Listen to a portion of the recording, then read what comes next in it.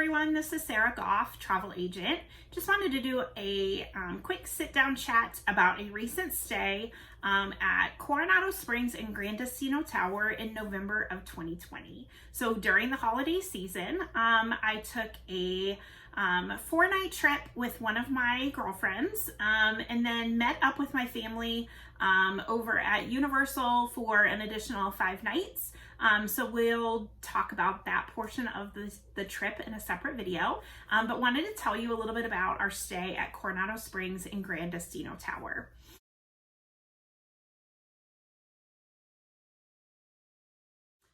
This was my first stay in the tower. I have stayed at Coronado Springs previously during construction when the tower was being built in a standard room, which was just your standard Disney moderate resort. It was perfectly fine. I really liked it. Good decor, but nothing super special in particular about Coronado during my previous stay. However, all of that perception changed during this stay at Gran Destino Tower. It truly is something special. You are definitely getting a deluxe resort feel for moderate resort prices. So right now, that is a steal. I think it may be the best value on property from a perspective of what am I getting for the dollars that I'm spending. It is absolutely beautiful.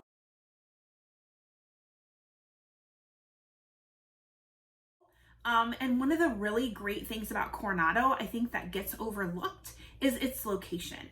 Yes, you are taking buses to anywhere you want to go. There are no alternate modes of transportation. So you are taking a bus if you are going to Magic Kingdom, Animal Kingdom, Epcot, Hollywood Studios, as well as Disney Springs. However, it is so close in proximity to everything that the bus rides are super fast. Another thing about Coronado Springs is that it does have a huge convention center component to the resort. So that changes the feel of the resort in general. It definitely has more of a feel that they are catering to business people, which personally for me is a good thing. Not because I'm working on my vacations, because I try really hard not to do that, but the way that spaces are created, they are very efficient and there's a lot of room to spread out. So I actually prefer Coronado Springs to any of the other moderate resorts. Even I would rate it higher than Caribbean Beach. As much as I love the Skyliner and love that option, I just think there's something really special about Gran Destino Tower at Coronado Springs.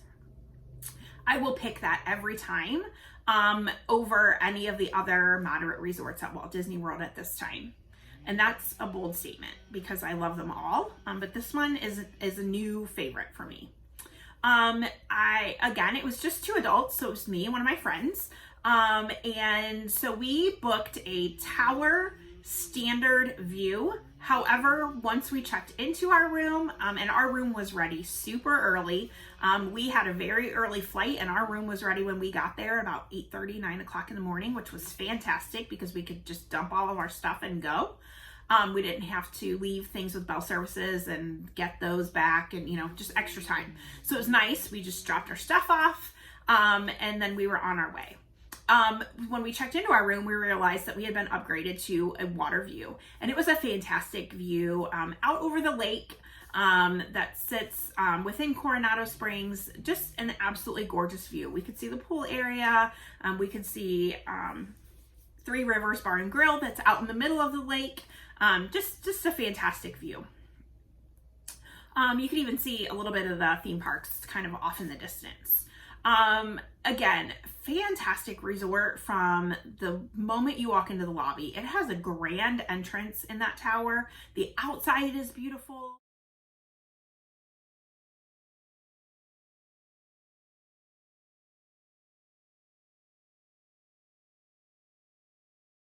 Lots of like white marble type floors.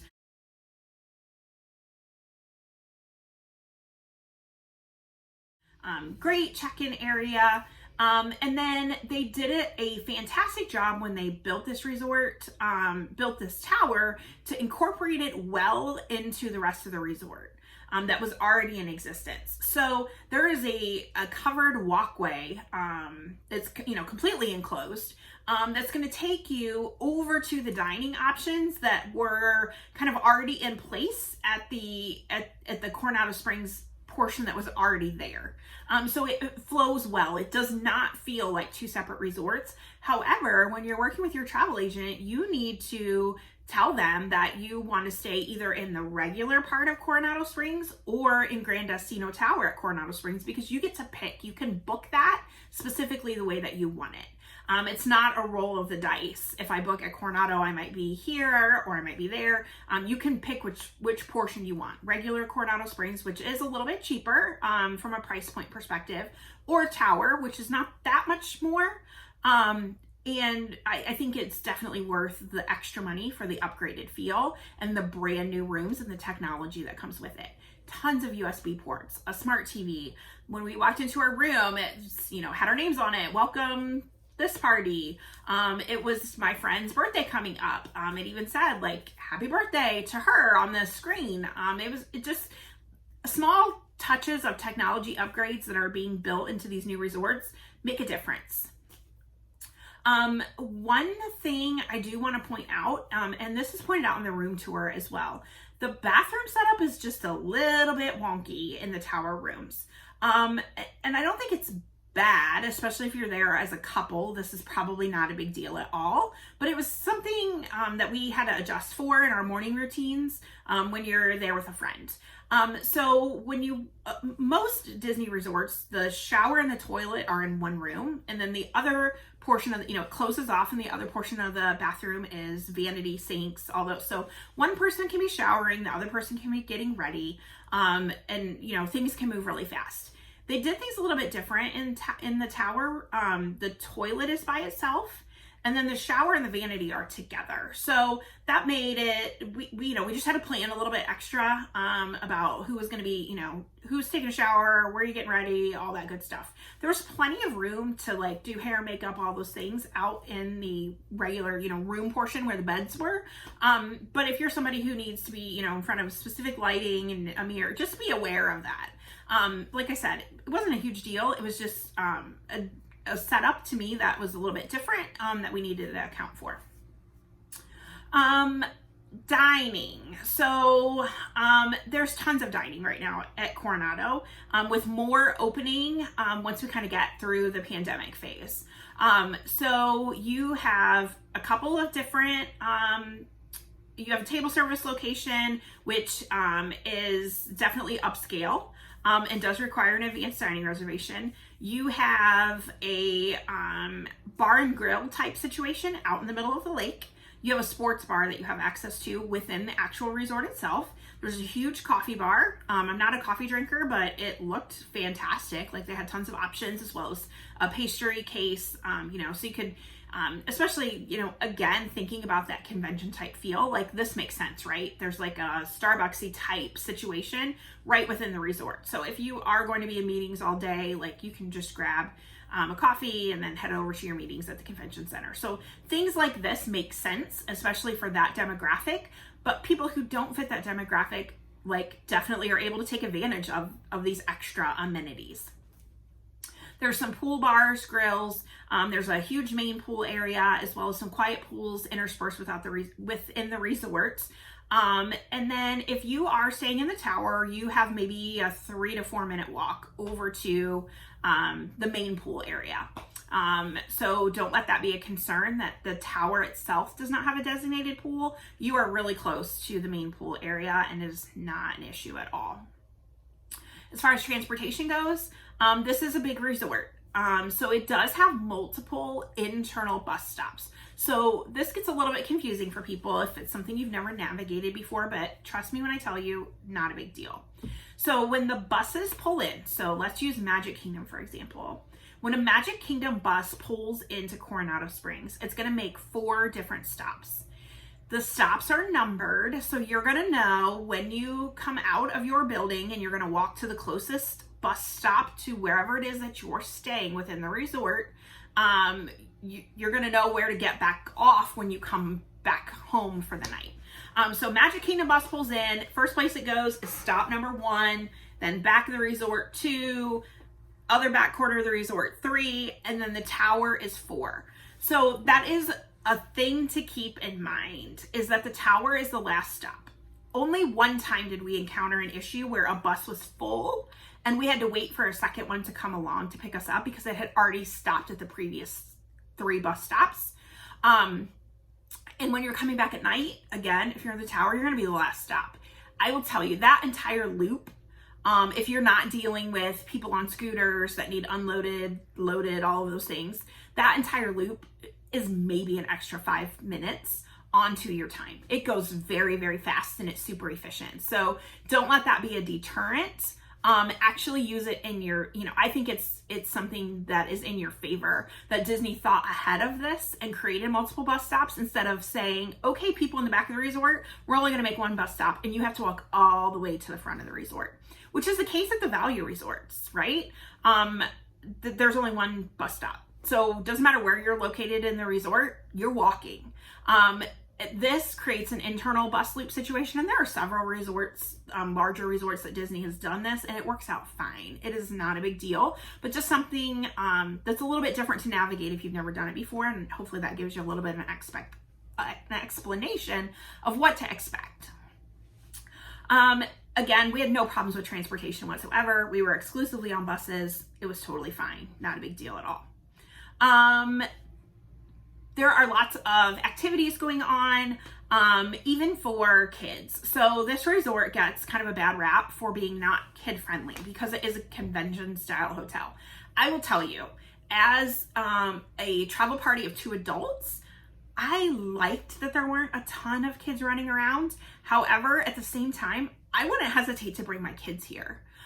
Especially like that preteen teenage where they don't need that over the top kind of Disneyfication of a resort. They're, ready for something with a little bit more sophistication and style. This is a really, really great option. But there are lots of, again, activities going on, kid-friendly activities at the pool, movie under the stars, like that's at every resort, typically nightly. There's a lot going on.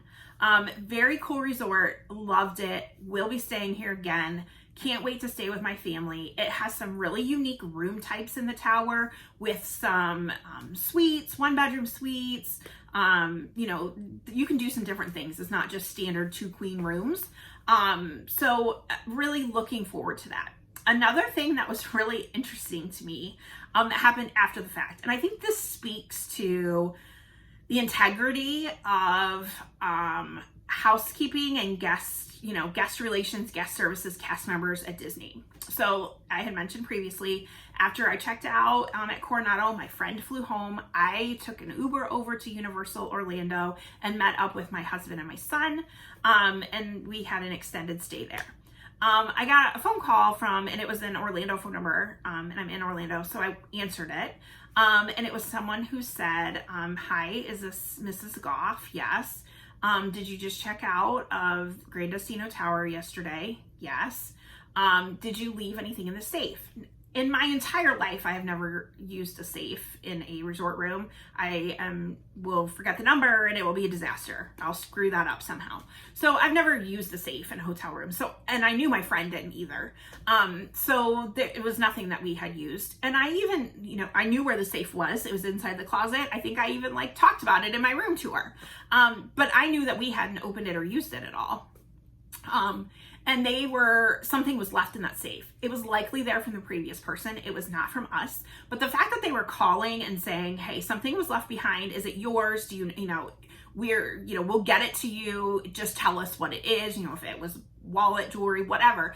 Again, it wasn't ours, but the fact that they called and were tracking someone down, the correct owner, really speaks to the integrity at Disney.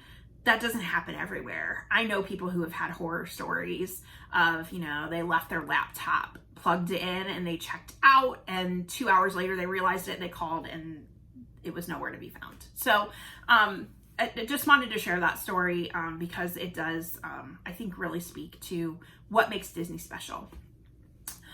If you are ready to book a trip, all of my contact information is going to be listed down below in the description. You can send me an email. I would love to help plan your next vacation for you and your family or travel party. I work with all kinds of travel parties, couples, friends. Obviously, I just went on a friend trip, families, extended families. I've booked trips for people who are travel parties that were 30 or more, with grandparents taking all their kids and grandkids. Like, what a great way to spend time together.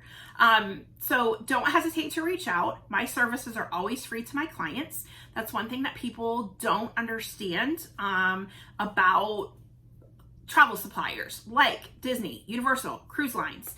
There's already a fee built in, assuming that all clients or all, customers are going to work with travel agents, and whether you do or not. So you're paying for the service that you may not be getting when you book trips on your own. I'm super flexible. If you want to do say we're talking about Disney World, and if you want to book all of your own dining reservations, fast pass reservations when they come back, that is totally fine. I absolutely have no problem turning the reins over to you. But what a great resource to have someone who is at Walt Disney World frequently, knows all the ins and outs, can give you all kinds of tips and tricks and save you some time and effort.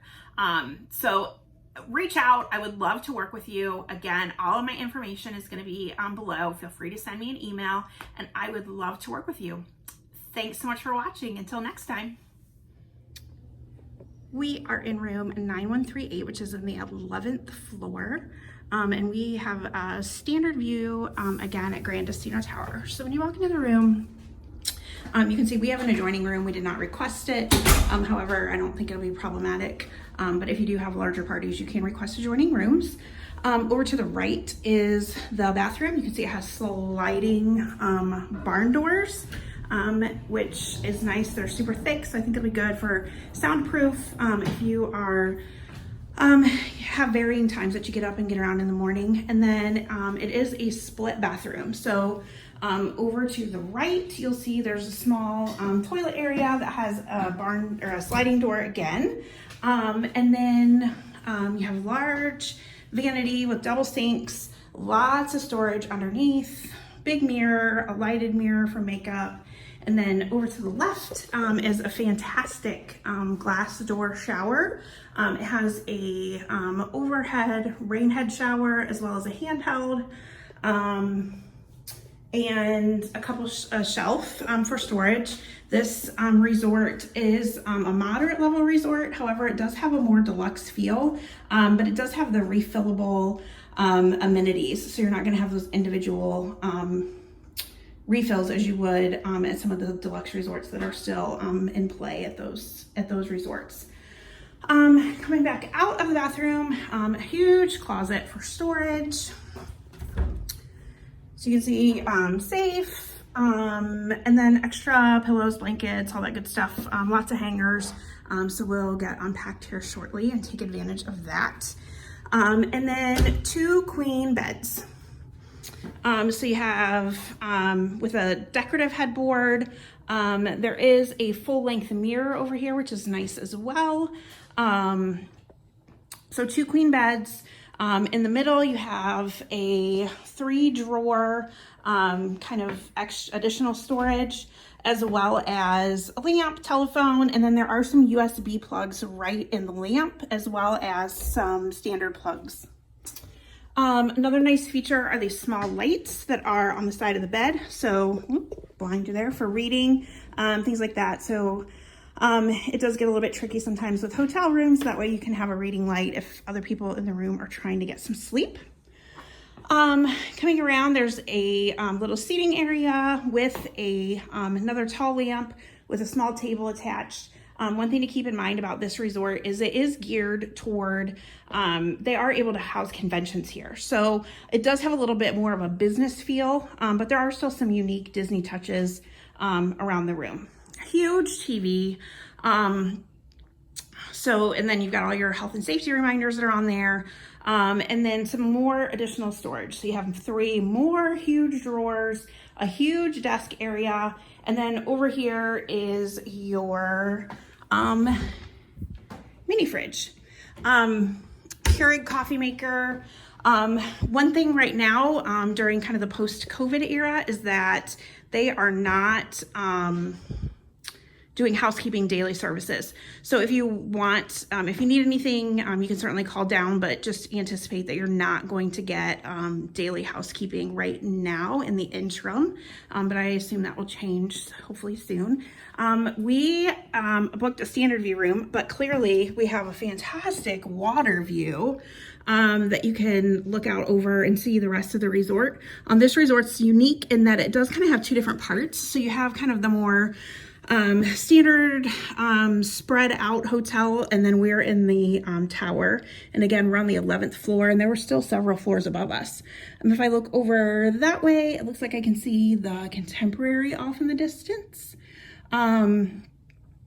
And then let me see what else is around. If I look immediately to my left, I can see Expedition Everest. So a very cool view. I think we were definitely upgraded from the standard view that we had booked and paid for, which is fantastic. I'll take an upgrade any day. So I hope this is helpful.